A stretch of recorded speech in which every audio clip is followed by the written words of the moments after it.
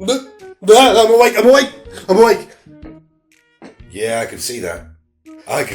Oh dear, sorry, I had a horrible dream.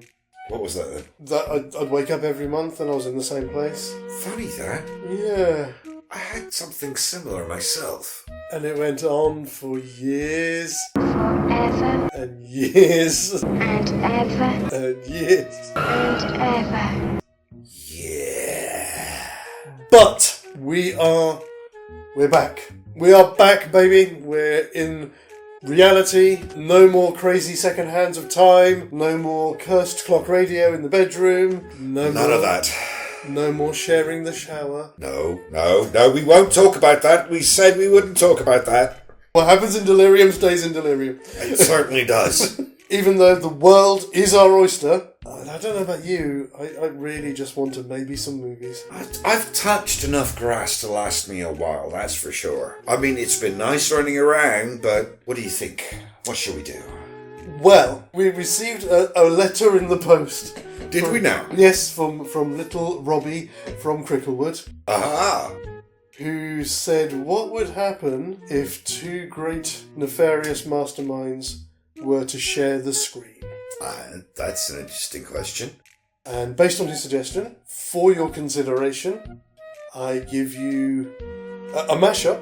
I think that's probably a good way to ease ourselves back in. Okay. And that would be The Silence of the Soul. Well, that's an interesting idea.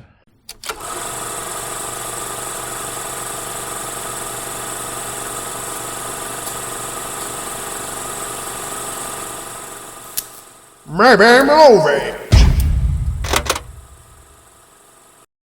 Good welcome, ladies and gentlemen, and welcome to the all-new Maybe Movies. My name is Max. Oh, hello, my name is Sam.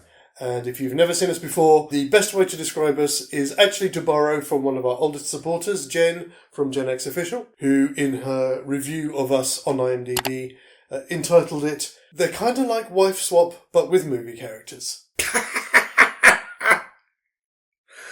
I can sort of see what she's saying. Yes. Yeah, that's basically what we do.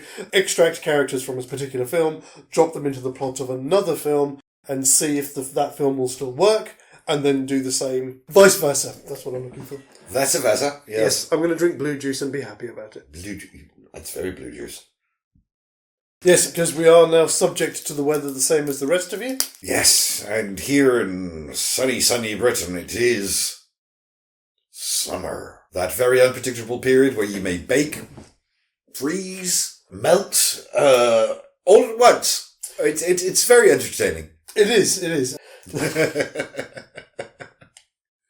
But yes, before we go any further, just again for those of you who haven't seen us before, while these episodes are edited for continuity, the actual debate and the conversation that we're about to have is live and unscripted and sometimes lead to us pulling our hairs out, all for your entertainment. Indeed it does, yes. Before we look at this month's mashup, we have just the small business of the poll. Oh, the poll, of course. Yeah, so if you were with us in June, when we did finally manage to leave the delirium behind. Indeed, the excitement, the joy. And the editing. We were doing Samurai Cop and Lethal Weapon, which became Samurai Weapon. No, it was Lethal Cop, Samurai Weapon. Yes, that's the one. Yes. Yeah. And we were graced with the presence of Chris Smith with us on that one as well. The voting between us was a split vote. You two said yay, I said nay. And it was a bit light on the voting. Fair enough. We had 8 votes on our various polls overall, so for 11 votes in total. Okay. It was close. There was 1 in it. Oh, I was going to say, it's not going to be a tie, that's for sure. No, not at all. But yes, by 6 votes to 5, Lethal Cop, Samurai Weapon is a maybe movie. Yay! You're all wrong, of course.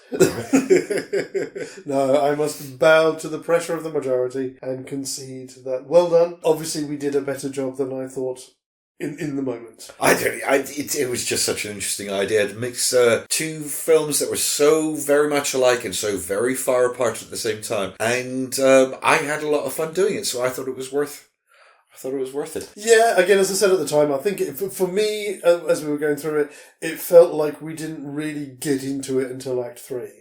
And that for me wasn't enough for me to say, yeah. Even allowing for the caveat that this is first draft. Of course. I would have preferred to have been doing more with it earlier in the film. Fair enough. As I said, the eyes have it, and as always, it will be here. Oh.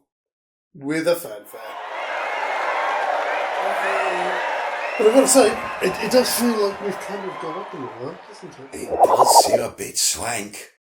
Yes. I have to say, it's lovely, it's blessed, it's cool, and yet sunny. Maybe by the time we get to autumn, we'll have evolved like cravats and a pipe, maybe. Maybe just kind of one elbow resting on the mantelpiece. What do you think, folks? What do you think? Mustache? Yeah, twirly mustache. Twirly mustache. Pipe. Yes. And a butler. I am not buttling. Fair enough. But I think that's his job. Oh, yes. Yes, as I say, we've got Silence of the Lambs, and even though this is a slight change to what Rob originally suggested, I thought we'd go with Saw 2 because that kind of gives both characters are established to the wider world, as it were. Because obviously in Silence of the Lambs, yes, Hannibal already is, because he's been incarcerated for 7 years. Well, exactly. I mean, technically Silence of the Lambs is a sequel anyway. I might not have time. I do. I have oodles. Exactly, yeah. It's the sequel to Red Dragon. Yeah. Yeah, that does make sense. So they are both essentially the second movie in the series. Yes, they are. But I think it gives us more leeway with stuff because we're not going to be confining ourselves to just the bathroom from Saw. No, yes, you're right. It's a much more entertaining concept with a lot more space to play. Nice place you've got here. Lots of space. And I mean that literally. Well, exactly. Absolutely. And again, having sort of watched these both back, I think there's a number of ways that we can approach this. I think there's, a number of ways. There's two. In terms of where... Well, that is a number. It is a number, yes. in where we put Hannibal. Right. Because on the one hand, the obvious thing is that he wakes up in the house with everybody else. And obviously he's got to get out.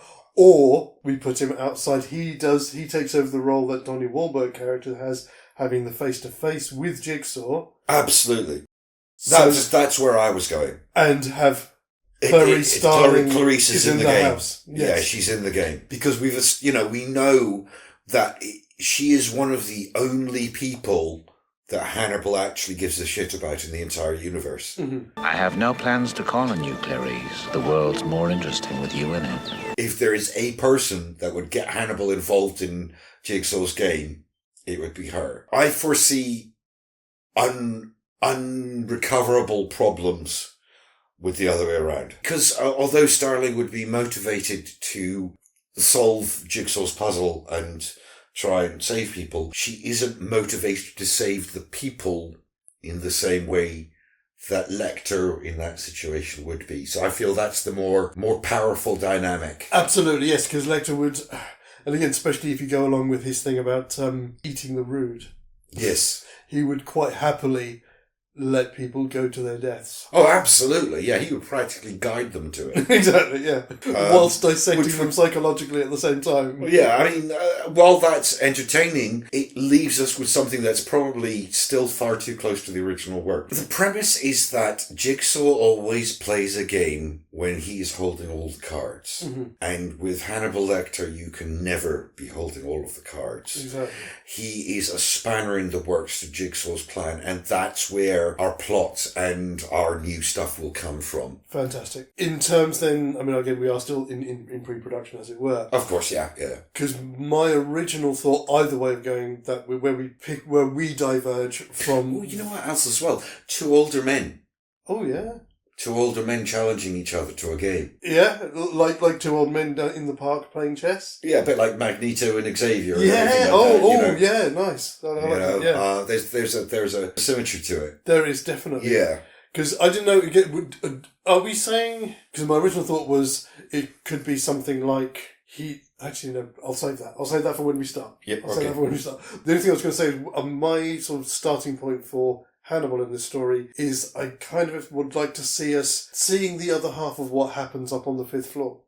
Because again, when he's in Baltimore. So, oh, I see. Yes. So well, obviously in that we see the police's reaction to the lift going up, and then we hear the shot. Whereas we can start our movie with what actually happens with Officer Pembry and the others, and the great Charles Napier.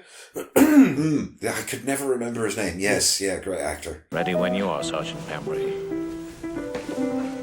Which, curiously enough, and it's only like this time that I really realised when Jack Crawford is having his conversation on the phone with the director of the FBI. Mm-hmm. The director of the FBI is Roger Corman. Is it really? Yeah. Oh, I totally missed that. Yeah, that's an odd one for such a serious and straight-laced movie. I know. But nice call. Yeah. You know. But that would be my thought. And, I'll say it now anyway, because again, it's part of the hook, is after he's killed Pembry and the other guy, and he goes to take Pembry's clothes inside Pembry's pocket, because we know Jigsaw likes to mess with people as well. There's a tape. I want to play a game. All right, hold on a second. I see what you're saying, but I've got some fundamental questions. Mm-hmm. Are you saying that Jigsaw is involving Lecter in his game? Because I have to admit, I took it the other way round. I see. Fair enough. Yeah, I was, but no, that makes sense. I like the notion of Lecter discovering that Sterling has been taken. Mm-hmm.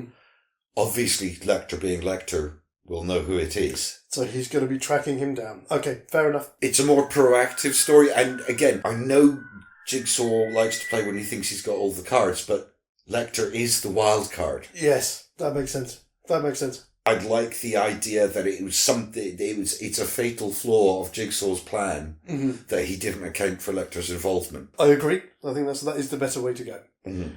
My question with that is, what is his reason for taking Starling? What does he see that she's done wrong? Right, now I was giving some consideration to this, because obviously I was watching Silence of the Lambs for the first time in at least 25 years. Great movie. Mm-hmm. Starling's ambitious, and she comes from a very poor background. I'm wondering if she is, I don't know if misbehaving is the right word, but acting out, not responding well to being overlooked by Crawford despite all of her best efforts to... So you think there's a degree of vanity in her? I'm thinking, because she's ambitious, which is almost a tick in Jigsaw's favour of his preferred victims, but she's ambitious to improve herself. So that would normally exclude her from his regime. But if she's got this jealousy and... So that kind of feeds almost back into some of the stuff from Silence of the Lambs, where Lecter says to her, "And that accent you've tried so desperately to shed, pure West Virginia." That's what I was thinking. She's not appreciating where she came from. Yes, she's not being herself. She's trying to create, to use World of Darkness terms, she's trying to change her demeanour into her nature. Yes. And he's saying, no, be happy with who you were. That's your strength. Yes. I know it's a bit of a stretch, but that is more or less where I was leaning. Well, thank you. Thank you. And what better way to do that than to put her in with a load of criminals? Of course. Who she has to save. Yes. Because even though they are criminals... That's her test. Yeah. Her test is don't let them die. Let them die. You know, are you a good person? Mm-hmm. Or are you going to let your jealousies and your insecurities drive you? Because she is insecure. It's not made really explicit, but there are a number of scenes, like I really noticed a scene where there was this huge moment of the male gaze. Yes, when all the cops are staring at her. When they go to the autopsy, yeah. Yeah. There were a couple of other moments when it's like I felt like the filmmaker was trying to show her weakness, even though she's trying so hard to be stoic and not show it. There are these little moments when you go, oh no, she doesn't like this. This isn't good. This is not good. Especially when Crawford turns around to the sheriff and goes, let's go in the other room, and nods at her. So it even more puts her on the spot. Mm-hmm. Even more singles her out. And also because all of the criminals in Saw 2, for the most part, all of them are they're from the lower end of the social spectrum. Oh, the people that she's trying to get away from. I think I've got an idea. They were all falsely convicted. Does she have the courage to bring one of their own to justice? Have I got the wrong end? Well, maybe she was, as a trainee, she was involved in the case and overlooked evidence that indicated police wrongdoing. that would really give Jigsaw a reason. Oh, so as part of her... It doesn't have to be an actual sin. She didn't have to deliberately choose to fuck these people over, but by her naive choices, she's condemned a bunch of people. So her narrow-minded pursuit of getting accepted into the FBI... Yes. Meant she overlooked the dirty cop stuff that Donnie Wahlberg was doing. Yes. Yeah. That's a really good, solid reason for Jigsaw to have her in the game. Absolutely, because that appeals both to her vanity and her avarice. Yes. Brilliant. Okay, we've got...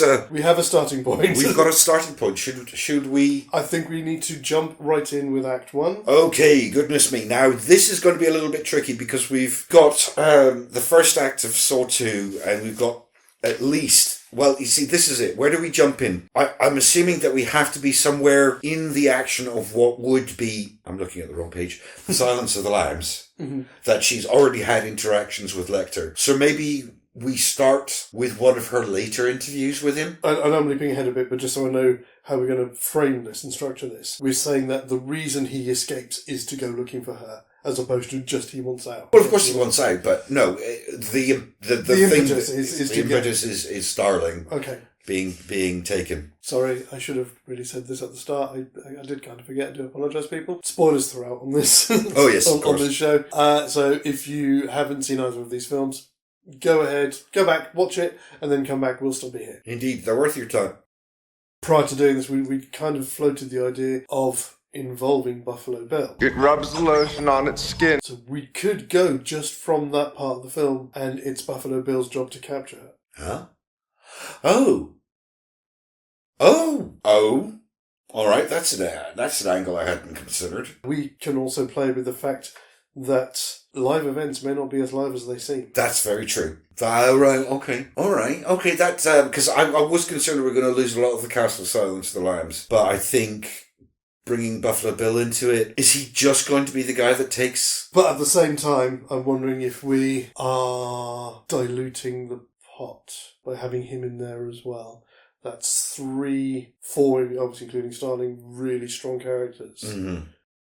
Unless the thing is she wakes up and he's in there with them as well. In the same way that the guy who captures everybody in Saw 2. Yes!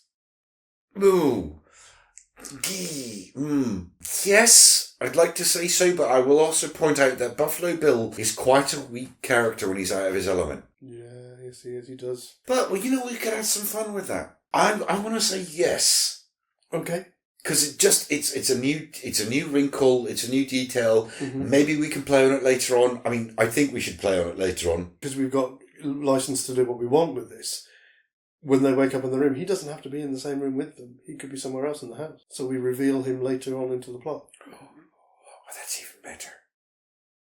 So they're all stuck in the room doing the bit at the beginning of the film, and he wakes up in another room in the house, and he has his own tape. Yes. I'm guessing that Jigsaw will challenge him to a game, but I imagine that the stakes are, you have to do X to get out of the house. X is probably making sure nobody else escapes or something like that. But we should also, at some point at our leisure, we can drop in a trap that's designed especially for him. Oh, absolutely. Because that is totally... Snippy snip. I was thinking a light skinning. I was thinking... Oh, snippy snip. Have you got the courage to go to do what you so profess that you want? Oh, that's even better. Have a star. Yeah. That's even better. Yeah, okay. So, where our opening scene, let's go with that, first of all. In the same way that we meet Daniel and his dad at the beginning of Saw 2, I think we should meet... So we're still keeping, obviously, Donnie Wahlberg in there as well? I'm not saying no. I mean, I'm not saying yes either. We're just going to downplay him a little bit. Yes, because ultimately he's outplayed in the game anyway, so... Straight away, yeah. So I think we should start with Clarice and Lecter. Having one of their interviews. Well, so the only other one prior to her coming to see him in Baltimore is where they do the Quid Pro Quo while they're still in the asylum. Yes. Which is after sending him Anthrax Island. Yes. That's like the last time that they're together until after Chilton reveals that it was all a lot of hokum, but there is a deal now. It's either going to be there at the Chilton's asylum, or it will be the last... Well, no, it should be the one before. Because again, that gives impetus to his escape later. Yeah, I think it should be that one. Yes, it should be that, because then when Chilton later on comes and says to him, by the way, there is a deal now, because he can then drop nobody's heard from Agent Starling. Yeah, that works, because, I mean, that's the scene where we get a lot of the background on Buffalo Bill about what he is as a person and how he wants to be a transsexual and shit. Mm-hmm. So that's a nice segue into what's going to happen later. I think that works rather well. Okay. Yeah, and then, like you say, then Chilton can drop the line when he's been moved to Baltimore. Mm-hmm. Which means we would need to change the timeline a little bit. That's not a problem, we're mashing. Exactly. So we can throw in some of the stuff that last conversation when he's in the cage and in Baltimore into that earlier scene with them, the stuff about how do we begin to cover. Yeah. That kind of thing. So she and her friend can make the connection earlier. Yeah. And she will already be looking into Frederica Bimmel. Was she a great big fat person? And gone back to visit her father and stuff, which will lead to what is actually the climax of Silence of the Lambs earlier enough at the start of our film. And what I was going to suggest for that was we get the bit where she goes into the house, into Buffalo Bill's house, realises who he is, and he scoots off, and basically we follow it through to when she's downstairs and the lights go out. And I was going to say, because we're doing it as a mashup, as she's kind of looking around, the camera just sees him come up wearing the pig's head and grabs a blanket or something or a duvet and just wraps her up in it so she can't shoot or anything. Yeah, cut to black. Yeah, that works. Nice and simple. I mean, well, let's say nice and simple. That's 10 minutes, but it's a good solid 10 minutes. So we cut to black.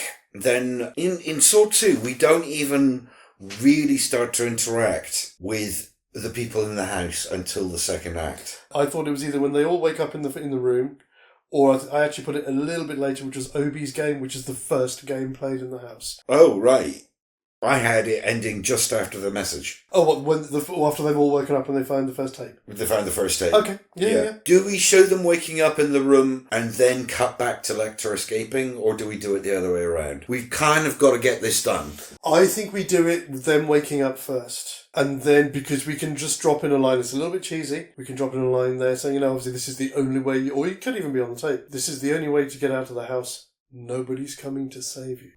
Yeah. And then we get the bit with Lecter escaping. Yeah, that's a lovely end to our first act. Yes. What I was going to say just at this point as well, just again, dotting I's, crossing T's and all that kind of thing, we can either do it in this act or as a slight cutaway at the beginning of Act 2. Because we've changed the events of the end of Silence of the Lambs, again, people are looking for Starling, they track the hire car she was using to the house, so they at least find the senator's daughter. Oh! Because Jigsaw's in the house. Yes. No, not Jigsaw, because Buffalo Bill's in the house. Yes, of course. So at least we can tie up that loose end. Tie up all the loose ends. Yeah, absolutely. I agree. Fantastic. And I think that's our act, isn't it? Mm-hmm. Do we think that, again, I don't know, because I've not done my FBI training, do we think that Starling may know some way of at least delaying the effect of the nerve gas? I would say, under the circumstances, no, because she hasn't got access to any equipment. She probably does have a pretty good idea of what the nerve gas is and what it will do, so she'll probably provide some exposition to the characters. How soon do we want to... I mean, are we saying that she's going to try and take charge straight away? Because we have to allow for the fact that they don't know that they've all been inside at the start. So possibly revealing that she's a law enforcement officer is probably not the best idea. But how does she know that? Because she's in a room with a bunch of strangers that she knows nothing about. They're already a potential threat to her. Right. As an FBI agent, you assess the situation before you actually act or speak. So I think she will sit there and observe everybody around her until we get the message. And then once she gets the message, and this is where I think we have a slight advantage here, is that she's used to dealing with Lecter and his cryptic clues. Mm-hmm. Your anagrams are showing, Doctor. So she's going to be much quicker on the uptake when it comes to Jigsaw's clues. Cool. Because I did have an idea, if we were going to go the other way around and have Hannibal in here, that would he try something, again, it's probably complete movie nonsense, but something like ripping off his shirt or ripping part of his shirt and then pissing on it and then putting that around his mouth to try and reduce the intake of the nerve gas or something just completely balls to the wall like that. Maybe she might get them to get handkerchiefs and rip up things and Yeah. tie them around their mouths. And it's like, it won't help a lot, but it might slow it down. Mm-hmm. I think, yes, as an FBI agent, she's taught to be proactive. And she's that kind of ambitious, overtraining, overworking kind of person who's going to have at least a basic knowledge of what the nerve agent is. Yeah. Cool. Cool. Which brings me to my first point, because, of course, in my original version, the next real moment is the key /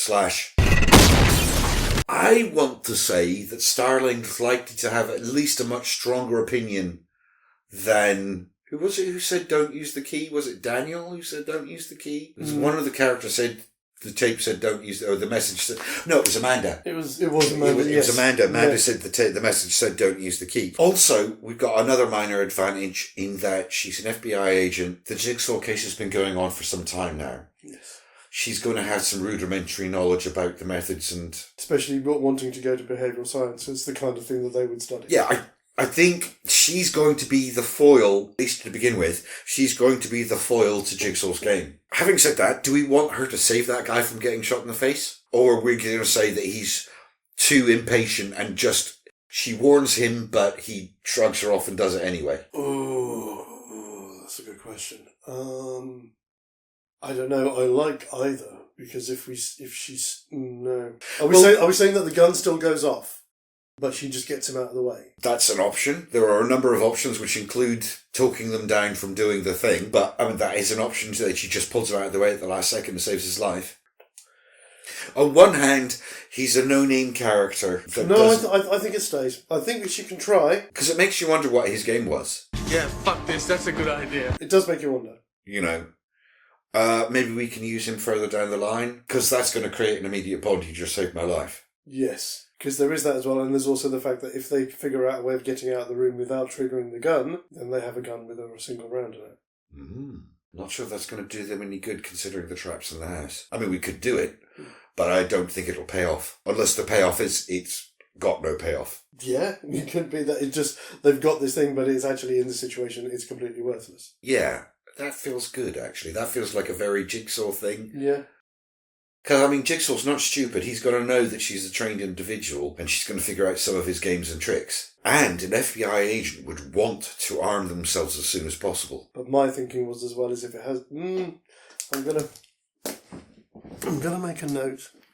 This is a tough one. It's such a small decision, but it's actually quite tough because it's going to have payoffs down the line, isn't it?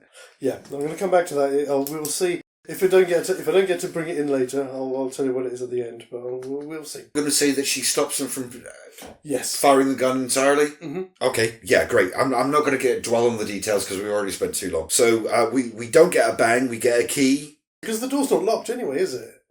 That's the point. The key doesn't unlock the door. The key does unlock the door, but the door is on a timer that will unlock automatically after like 10 minutes. That's right.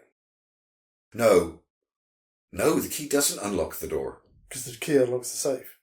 Yes. All the key, trying to use the key does is set the trap up with the gun. Set the trap up. You're right. Yeah, no, it doesn't unlock the door at all. Yeah. So they unlock it. So she saves him. The gun doesn't go off. Maybe even while she's down there, kind of gets up and has a look and says, "No, this door's not locked." Opens the door. So then we might get a bit of a fight because that gun is kind of in there quite tight. You are tight like a tiger. We'll have to allow that they can get they release it. Yeah. It's probably so one of them goes to try to take the gun. Starling stops them, pops the chamber, takes the round out. So there's no chance of the gun going off whilst they try and remove the gun. Yeah, that's good. That's very sensible FBI training. Blah, blah. So a couple of them are staying to do that while the rest of them go and explore the house as they do in the film. Right, this is where we need to start deviating. Well, at least changing some shit up. Because the next scene in there is, I just want some of your time, officer. Now, is that, I want some of your time, Dr. Lecter? That would be my thoughts. I mean, this again brings us back to we need to decide what level of involvement does Tony Wahlberg have. At this point, negligible. I mean, his son is in there, so we can use him, but I don't feel like he's the focus of Jigsaw's. So we need to have Lecter doing some detective work to find out where she's gone. Which I think brings us to, I'd just like some of your time, Dr. Lecter. So he's going to invite him? I'm not saying that at some point he might not end up going into the house and things like that, but at least to begin with, it is a game of minds between Lecter and Jigsaw. Light bulb.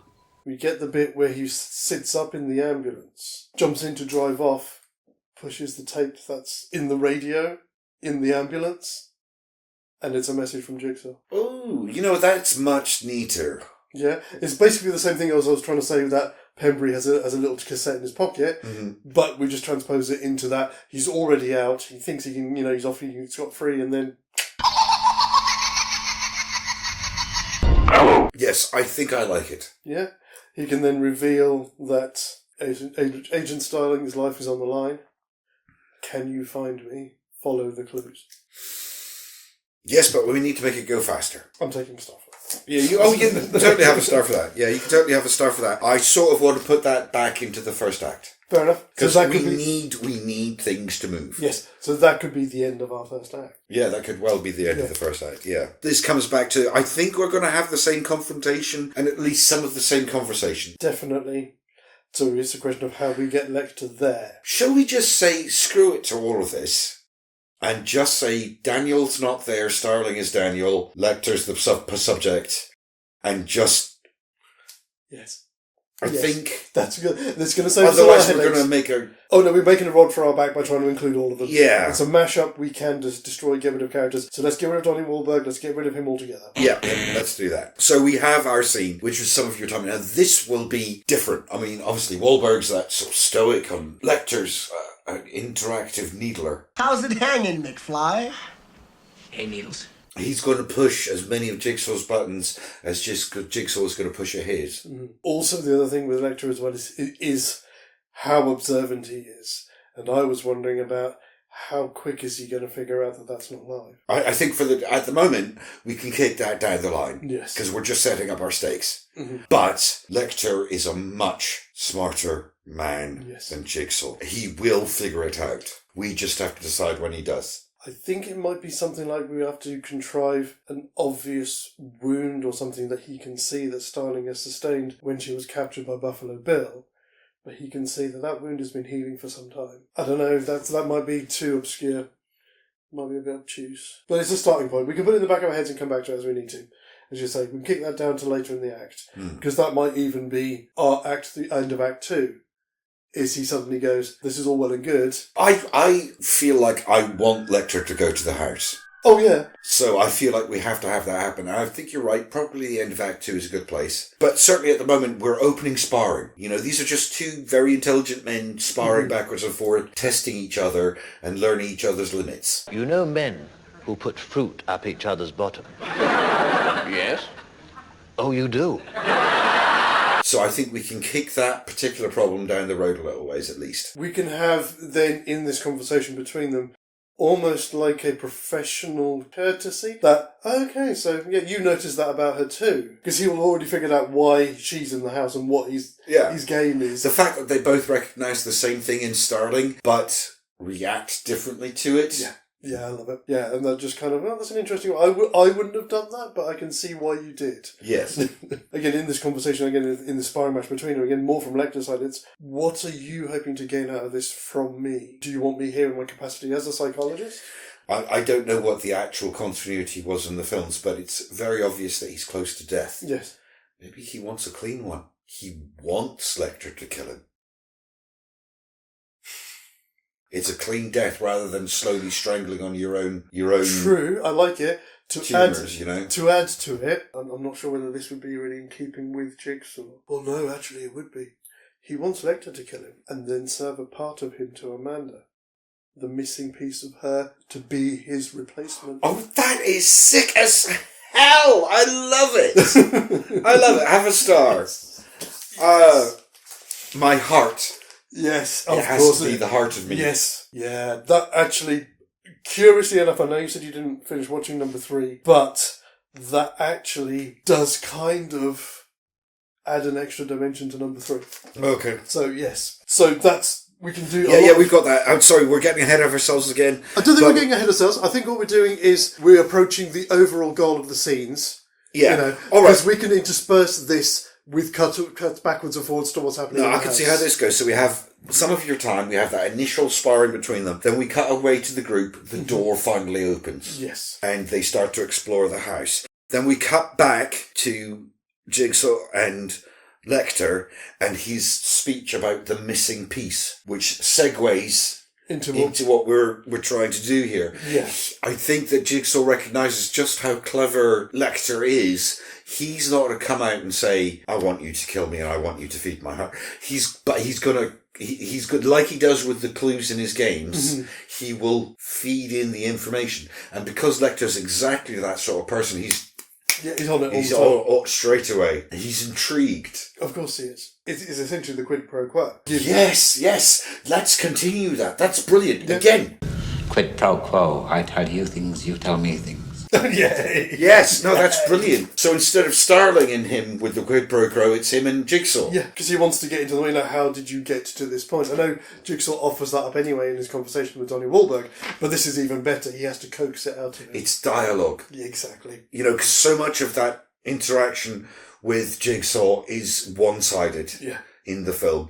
And with someone like Lecter, it's going to be a back and forth, back and forth. It's going to be really sharp. I like it. Yes, again, Donnie Wahlberg does a good job, but he's not Torben Bell. So, no. Which, oddly enough, I saw he celebrated his 83rd birthday a couple of days ago. Man's still alive. Yes. Woof. Well done, sir.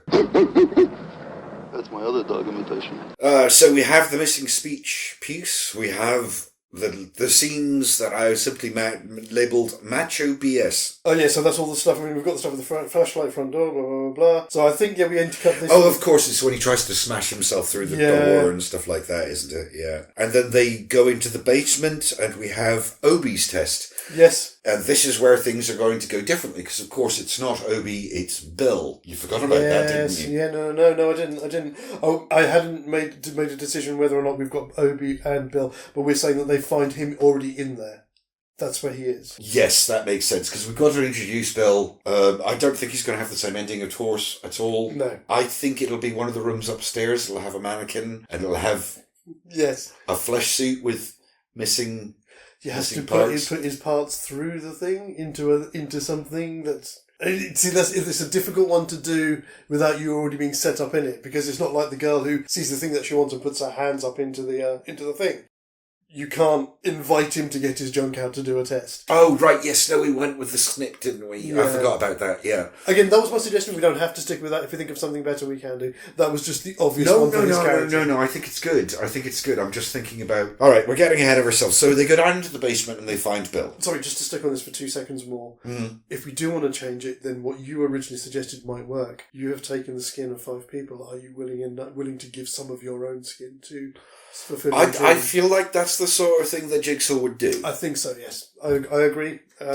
You were right. Have one. So we meet Bill downstairs. What's the problem, officer? I suspect maybe we have an Obi because Bill didn't pick up all of them. That's what I'm thinking. That's what we've still got. So we do have an Obi, and we have the oven scene. Yeah, that's fine. That's great. The thing with that might go differently is they've got a gun. Starling will probably try and use the bullet to smash the back glass or to break the lock. Yes. So that he can get out. Yes. So we lose... Well, no, that's the scene we were talking about where she uses her authority and it doesn't work. This damn thing doesn't work at all. It's no good.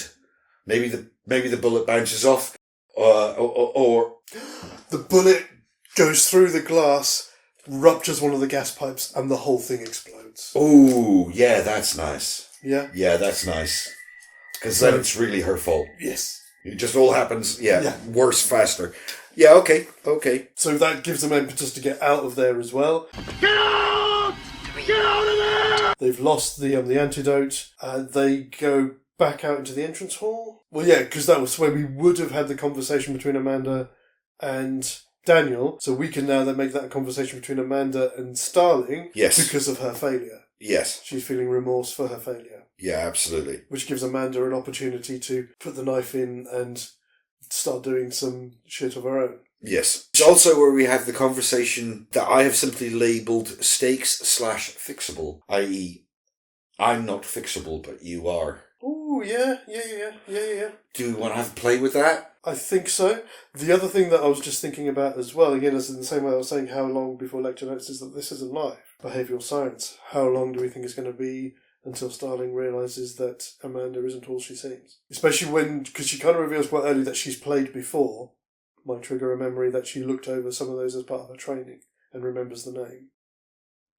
Yes. While you're mulling on that, I'm going to talk to those people over there. Yeah, as we are going to still stick with what we normally do and doing a quick shout out for usually one of our friends in the YouTube community. This one is for our sometimes guest Rob Turner, who is the man behind Reynard City Chronicles, which has been his own indie comic that he's been producing for about the past 9-10 years. Their final issue is due out, I think, in September, but this month he's doing a special feature month on his main character, AK Girl, for which some of us may have contributed something. But it's a brilliant comic. You can find it online. You can also order physical copies as well.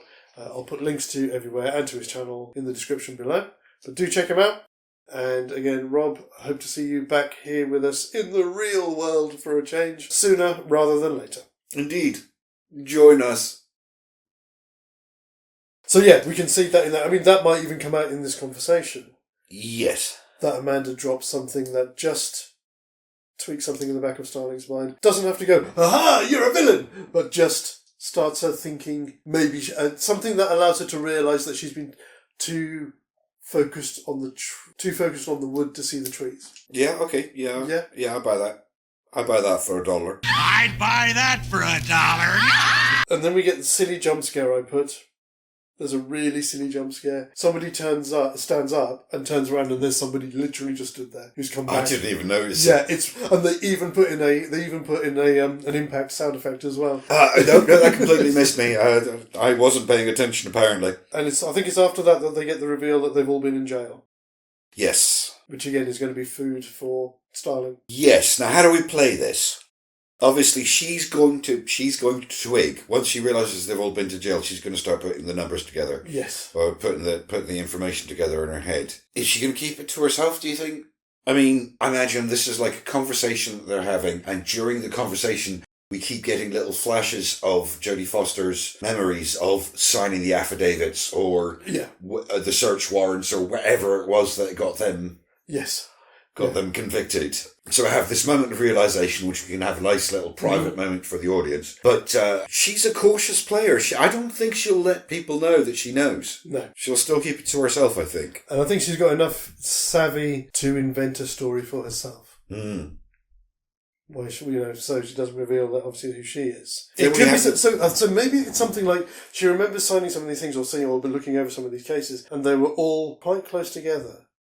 But the one that stands out is Amanda, because she'd never signed anything for her, but she knows her from studying the Jigsaw case as part of her training. Ooh, nice. Yeah, that's a nice touch. Yeah, and that's how she knows, hang on, we're not all the same. You're not. There's something else. I'll admit, what we're doing here is we're telegraphing something that's an actual end-of-film reveal for the original movie. Yeah. We have to accept that. Mm-hmm. I don't think that's the purpose of our movie. No, it's not. The purpose of our movie is to have some wonderful, wonderful chewing the scenery moments of Torben Bell and Anthony Hopkins. Yes. Speaking of which, no. The next thing we had is the bit with Xavier and the pit of needles. How's it hanging, McFly? Hey, Needles. That's it, yeah, that's what we've got. Do we want to say that plays out more or less the same? It feels like it should, but again, we do have to account for the fact that we have Starling in here as well, who is trained and could possibly stop him. I know he's a big guy. But he does it really quickly. He does do it really quickly. That's the thing. That's what I'm trying to think. He just grabs her and goes, woof. Yeah. I'm not sure that she'd be quick enough to stop him. Okay. Let's put it another way.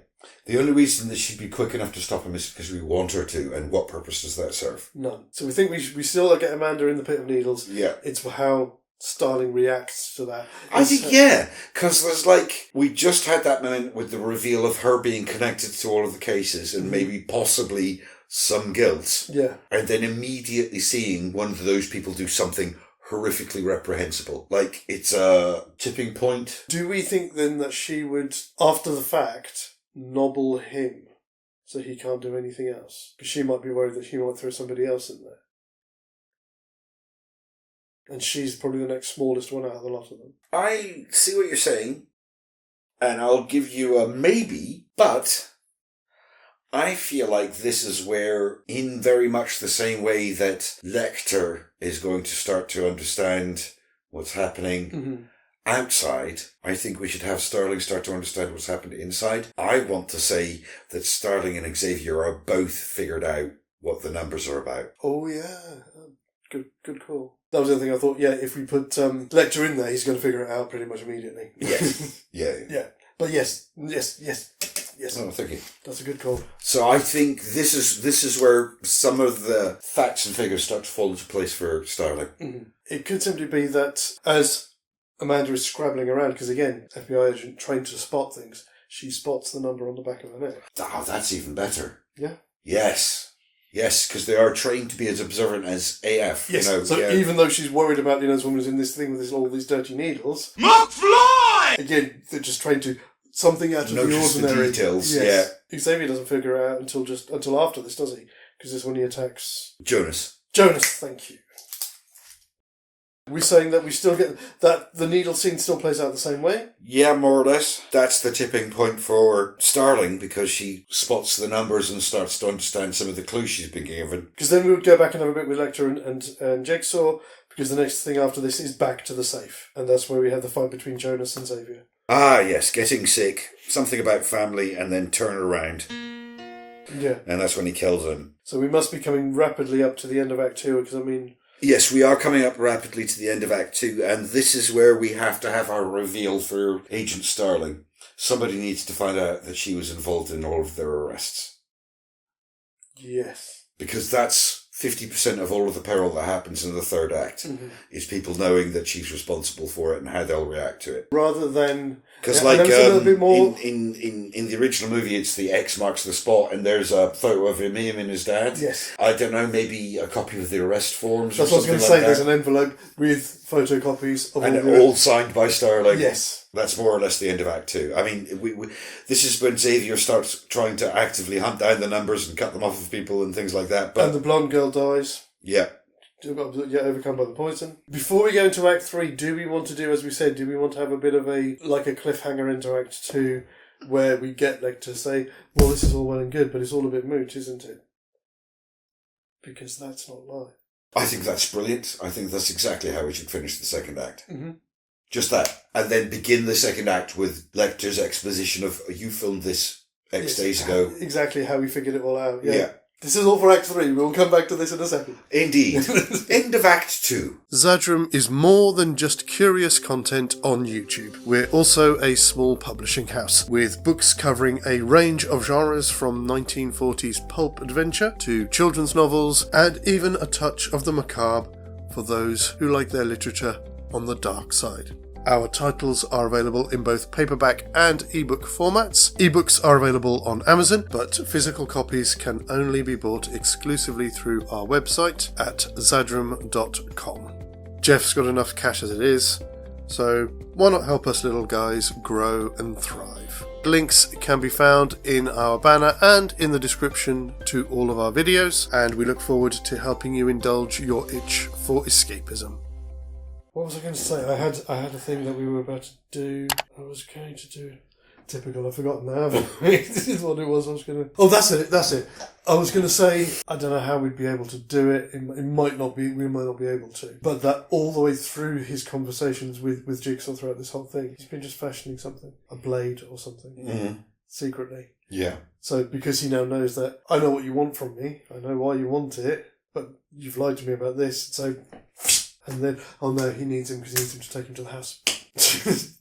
Damn it. Unless he cuts him in such a way, we can sit here and you can bleed out, or you can take me to the house. Maybe, but how about we take it this way? We know that Hannibal Lecter is an expert in anatomy. Yes. He knows exactly where to stab someone to cause the maximum amount of pain. As he does in Hannibal. I remember Jigsaw saying, I'm a cancer patient. How much pain do you think you can put me in? So I think he's going to torture the information out of him. Yeah, of course. Which replaces the beatdown that would be the beginning of Act 3. It would, yes, absolutely. That's good. Then we have the girl in the box. Yes, which can go as normal. We don't need to change anything about that. Do we? So we have Xavier come in and get the number from her and leave her there. Do we have Starling come in and save her? Because all you've got to do is reach up through and push the thing open. the thing open. Yes. Yeah? Yes. Take one. Oh, all right. Yeah, it's a nice change to what was there. The other way I was going to suggest is, I know she hasn't got any bullets left for the gun, but she could still pistol whip the glass. But it's probably bulletproof glass, isn't it? Exactly, yeah. But yes, as you say, you just need one other person to hold the flaps open. Yeah, exactly. I'm sorry. Flaps. Yes, how to get a fister. No. No, stop it now. Stop it, you naughty, naughty boy. Fantastic. I'm sorry. Okay. Yes, so that's the scene that I labelled left hanging. Yeah, that's right, yeah. The next bit I've got marked down is button/escape. Oh, right. No, that's the button in the room, isn't it? Yes. Jigsaw is, isn't it? Yeah, because we've replaced all this and had Hannibal Lecter work it out, we don't have to have the whole stuff that we get the SWAT team go to the false address and find out that it's all recording. Yeah. We don't need any of that. We're going to be flip-flopping them between Xavier hunting all of the last people down to get the numbers. Yep. And Hannibal torturing him. We've had that at the beginning of the act. We've got to get past it. Okay. He's got to get there. He's got to get there. We've only got like 25 minutes. Yes, so at this point they're en route. Yeah.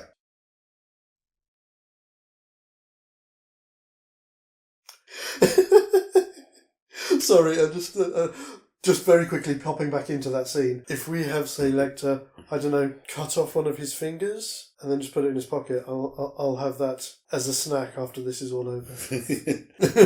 Yes.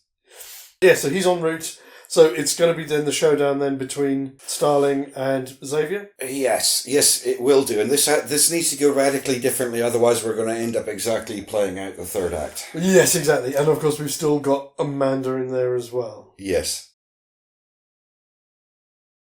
What about... I can see a possible way, but I don't know if that would... Is it part of the test? I'm just trying to figure out a way that Starling gets caught somehow and can't get to defeat Xavier and then reveals that she believes that Amanda is in on it to get them to fight between themselves, to give her time to get out. Oh, right. I know it's crossing a line, but again, I don't know if we can figure that into being part of the test. Again, we know that Starling is very observant, and she will have noticed, as I did, that Amanda never coughed blood. Yes, that's true. As simple as that. It's as simple as that. She kept going, but she never coughed blood. Yeah. I'm sorry, I'm going to say take one, because I must admit, I didn't even notice that. Oh, right. I never... I'll be honest, the only reason I know is because I've been spoiled on the plot. On the plot, so I knew she was his apprentice. Yeah. But it was interesting to watch the little tiny clues that they placed throughout it. You know, they were there. Yeah. So we get a showdown between Xavier and Amanda. Yes.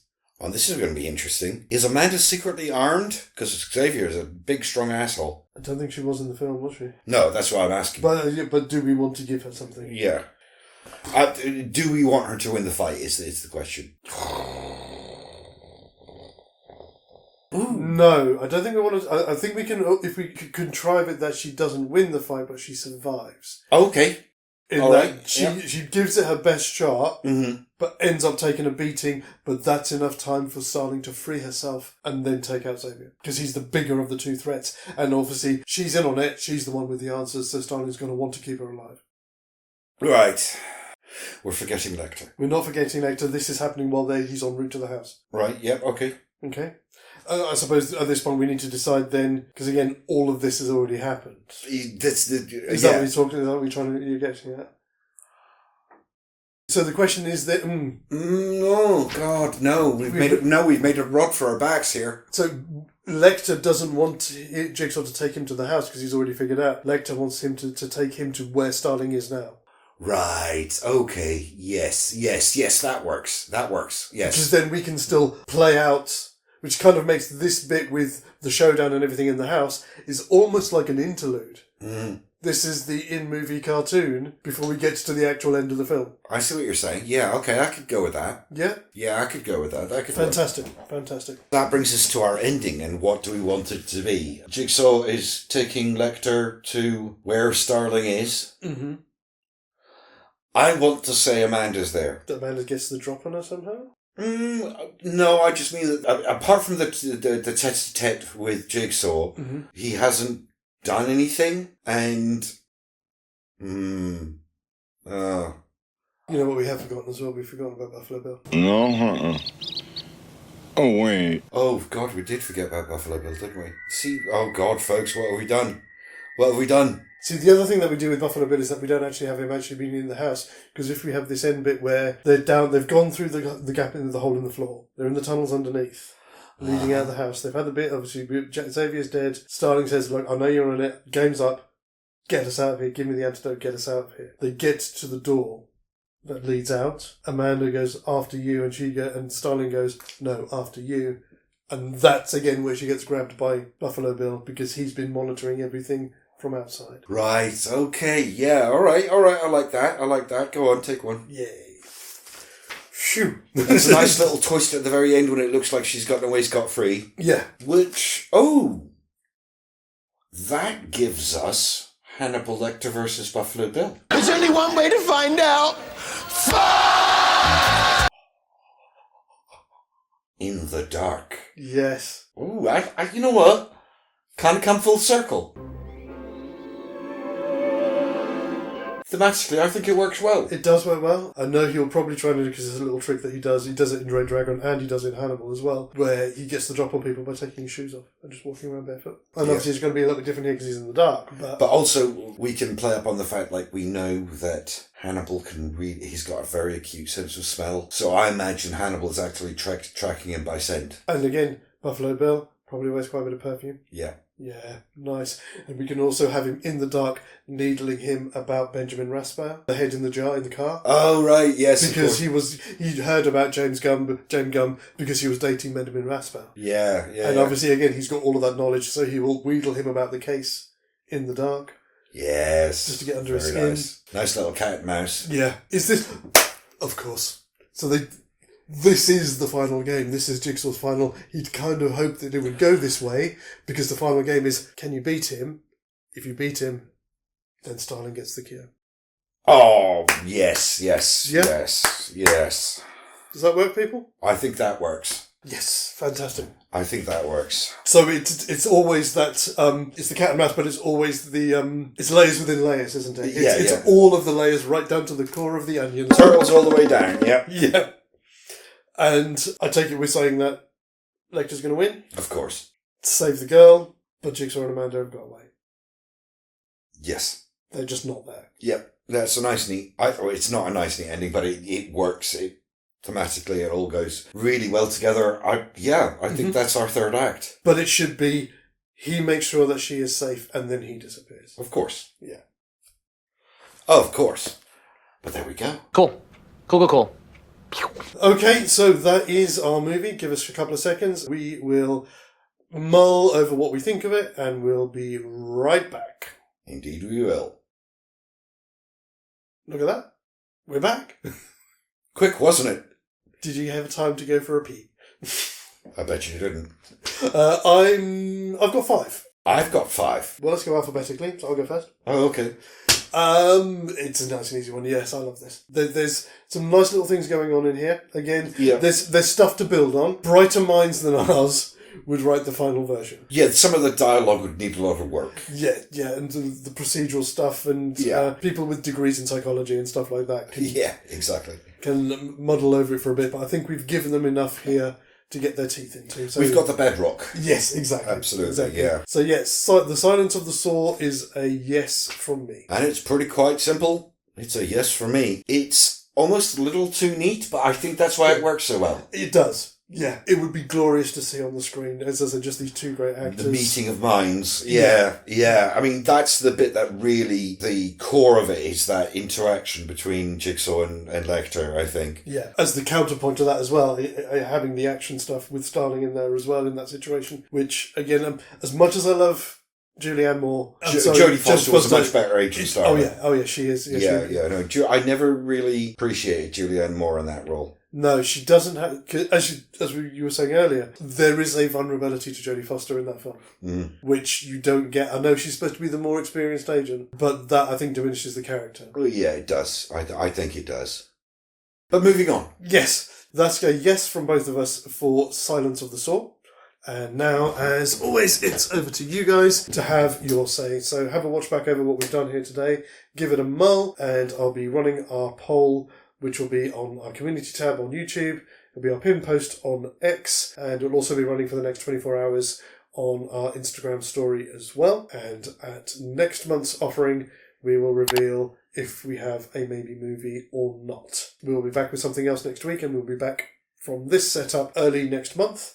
Until then, look after yourselves, look after one another, and take care. As always, guys, TTFN. Ba ba ba ba ba ba ba ba ba ba ba ba ba ba.